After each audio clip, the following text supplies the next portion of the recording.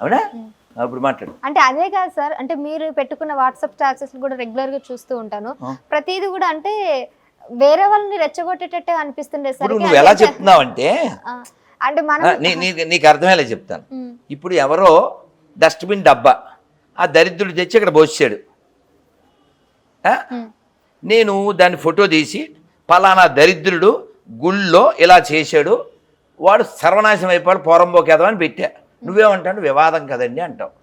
ఆ ఎదవని ఏమంటలేదు నువ్వు, అది ప్రాబ్లం. నీకు అర్థమైంది? ఇప్పుడు ఇక్కడ డస్ట్బిన్ వేసిన ఎదవా కాదా? అది ఎదవ అనాలో వద్దా? ఆ ఎదవని సపోర్ట్ చేసిన వాళ్ళు ఎదవన్నారు ఎదవలా కాదా? అర్థమైందా? కాబట్టి తప్పు అని ఖండించకపోతే చెప్పు తీసి కొట్టాలి. కాబట్టి నేను అలా కొడుతున్నాను అంతే, అంతమించి ఏం లేదు.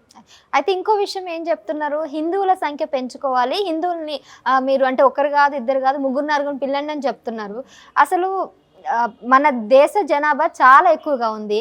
సో తక్కువగా ఉంటే అభివృద్ధి ఉంటుంది కాబట్టి కంట్రోల్లో ఉండాలి. అవును, ఎవరి అభివృద్ధి? అది కూడా ఉండదు.